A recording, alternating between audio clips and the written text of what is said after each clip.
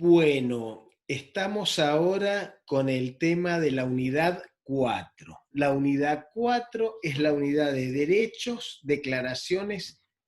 en general en el derecho público provincial. Ya hemos visto la unidad 5, que son los derechos políticos y que tienen la característica particular de que los derechos políticos, por su naturaleza, están muy vinculados al artículo 5 de la Constitución Nacional, que establece que cada provincia se regula por su propia constitución, y entonces muchos de los derechos políticos que aparecen en el nuevo derecho público provincial aparecen a partir de que cada provincia los ha ido consagrando. Pero acá el problema de fondo que nos vamos a plantear en primer lugar, y ahora vamos a ver la conformación de la unidad, es, ¿pueden las provincias o es correcto que las provincias incorporen cantidades masivas de derechos en declaraciones, cuando en realidad muchos de esos derechos dependen del sistema económico y no tanto del sistema político? Aquí queremos fijar una posición inicial para poder manejarnos con esto. En materia de derechos políticos, está claro que las provincias tienen un amplio campo de desarrollo porque tiene que ver directamente con el artículo 5, eso lo van a ver cuando han estudiado Barrera Buteler para el capítulo 5, para la unidad 5, eso lo han visto. Incorporación de derechos de democracia semidirecta, como la iniciativa popular, la revocatoria de mandatos, en la consulta o el referéndum, tienen que ver con derechos de participación semidirecta, mecanismos de participación semidirecta que cada provincia incorpora y regula. Mendoza, por ejemplo, no tiene nada de eso salvo el referéndum constitucional. Ahora bien, en materia de garantías, por ser herramientas procesales para la defensa de los derechos, sí las provincias tienen un campo significativamente importante de desarrollo. Pero entonces la pregunta clave es, en materia de derechos, ¿está bien que las provincias incorporen derechos de manera generosa y promiscua? Es un tema que la doctrina está debatiendo. Más allá de eso, nosotros vamos a compartir ahora con ustedes nuestra presentación para poder ver cómo juegan estos temas en esta unidad número 4. Los componentes de la unidad son derechos, declaraciones y garantías en general. Vamos a hablar de eso ahora. Desde ya vamos a adelantar que los 3 momentos del constitucionalismo no los vamos a desarrollar a fondo ahora porque los conocen muy bien. Tienen que ver fundamentalmente con un constitucionalismo clásico que vino acompañado del reconocimiento de los derechos individuales, que son los derechos propios de la burguesía que lucha por el poder político en los siglos XVIII y XIX, un constitucionalismo social que viene de la mano de la personalización jurídica y política del proletariado industrial a partir de la segunda mitad del siglo XIX, porque el proletariado industrial no existía en el siglo XVIII, cuando se fraguan las bases del constitucionalismo moderno. Era el derecho de los burgueses. Aparecida después de la Revolución Industrial,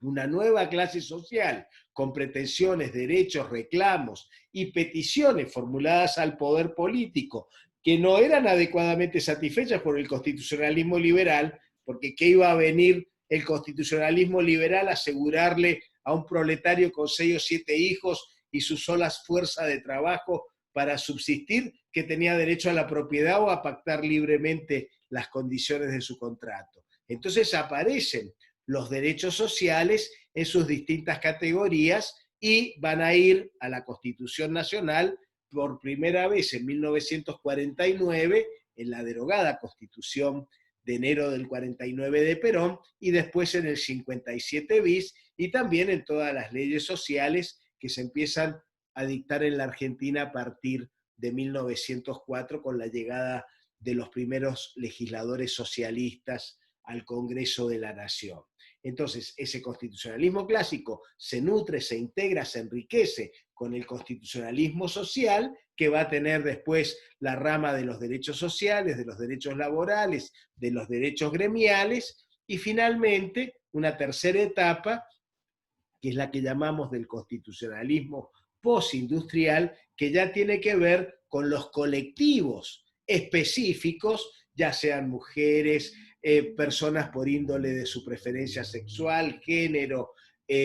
consumidores, usuarios, ambientalistas, que ya va a ser un derecho más ampliado del individuo a los colectivos sociales. Ahora bien, ¿cuál es la bibliografía que vamos a usar en esta unidad 4? Fundamentalmente, estamos subiendo a la web los capítulos 2 y 4 del libro del doctor Mercado Luna, para que ustedes lean sobre el tema de los preámbulos, que es importante, y también sobre todo de la pertinencia o no de declaraciones de derechos en las constituciones provinciales. Los trabajos de Segovia en el segundo Derecho Público Provincial y de Pérez Gualde, ambos los tienen ustedes en el Derecho Público Provincial de Pérez Guilú y otros, y finalmente el libro de Hernández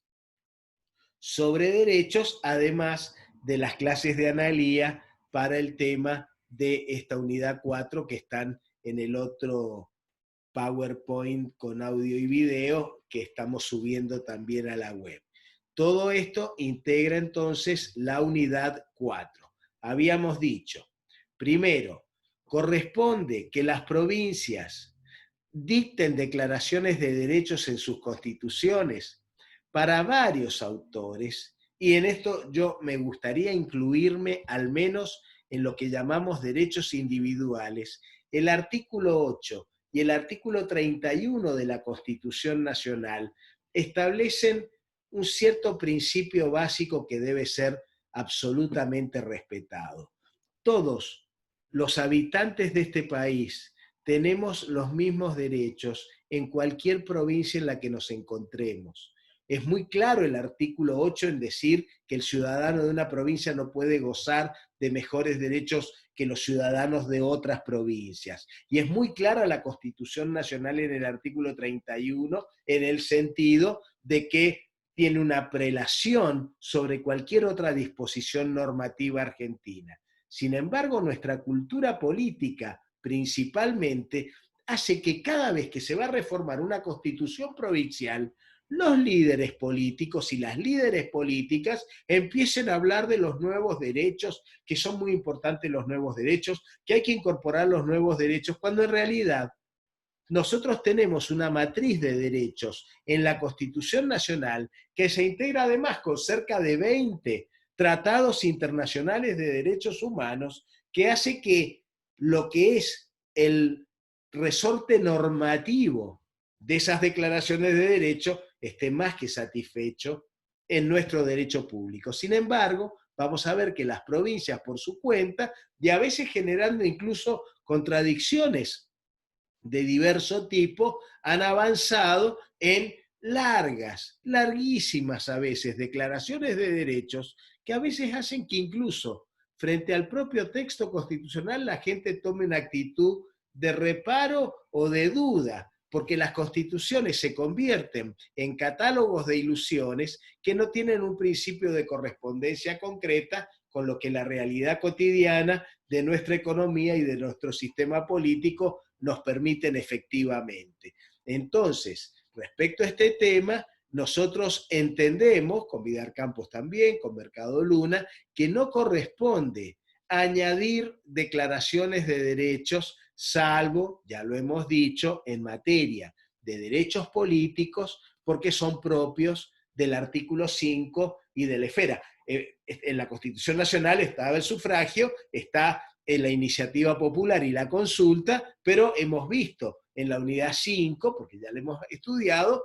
que el repertorio de derechos políticos es más amplio en el ámbito de las provincias, de algunas o de otras, depende de cada provincia de la que estemos hablando.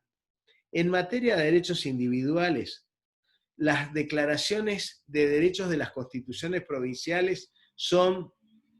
absolutamente exhaustivas, al extremo de que hay algunos que, por ejemplo, el derecho a la vida desde la concepción, el derecho a la salud, a la integridad psicofísica y moral, a la seguridad personal, al honor, a la intimidad, a la dignidad, a la libertad, parecen como excesivos, pero hay otros que son por ahí hasta más simpáticos, si se quiere. El derecho a acceder libre e igualitariamente a la práctica del deporte, el derecho a la propia imagen, el derecho al uso del agua como bebida, el derecho a la libre creación intelectual, artística y científica. Parecen, queridos cursantes, excesos con respecto a una materia en la cual ya la Constitución Nacional y los tratados internacionales sobreabundan en estos reconocimientos y por lo tanto en la circunstancia del artículo 8 que impide que una provincia tenga, los ciudadanos de una provincia tengan distintos o mejores derechos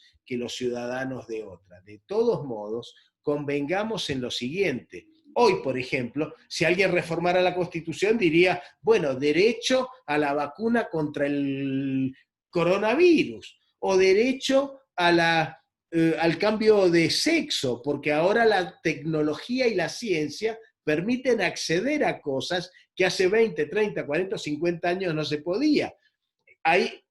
una fuerte corriente doctrinaria que pide poner en las constituciones el derecho a la procreación asistida, porque cada vez que la ciencia nos brinda una nueva respuesta frente a una necesidad social, surge naturalmente los abogados que quieren llevarlo como derecho a las constituciones. No es que yo esté en contra de que los derechos se reconozcan, sino que me parece que siempre vamos a estar expuestos a que aparezca lo nuevo. Hoy muchos constitucionalistas están hablando de que es necesario garantizar en la Constitución el derecho a Internet, lo cual está muy bien, pero es necesario ponerlo en la Constitución, realmente. Si basta con garantizarlo a través del sistema político y del sistema económico, como se está haciendo. De hecho, el 99% de nuestros cursantes tiene acceso a Internet vía teléfono celular o vía computadora. Entonces, ojo, porque los derechos no son sino reconocimientos de prerrogativas que tienen los seres humanos. Ninguna constitución crea un derecho per se, sino que el reconocimiento le da la fuerza de poder ir después a una garantía que permita su efectivo cumplimiento. Pero si yo hago como la Constitución de Salta, que dice que todos tienen derecho a una vivienda digna y que todos los derechos que consagra la Constitución son operativos, una de dos, o estoy macaneando, o le tengo que reconocer a cada salteño la posibilidad de demandarle al Estado una casa, y esto obviamente no se puede verificar. Entonces, en esta materia hay que ser más bien cuidadoso. En materia de derechos sociales también las constituciones tienden a abundar en una materia que ya no solamente está incorporada en la Constitución Nacional, los derechos del trabajador, de las asociaciones gremiales, fundamentalmente nos vamos a quedar un minutito ahí, sino que además, como las leyes laborales son dictadas por el Congreso de la Nación,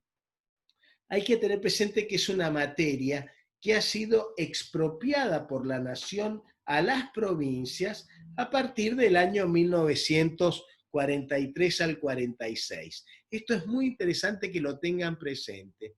porque hasta el año 1943 los derechos laborales, los derechos sociales eran una materia que correspondía a cada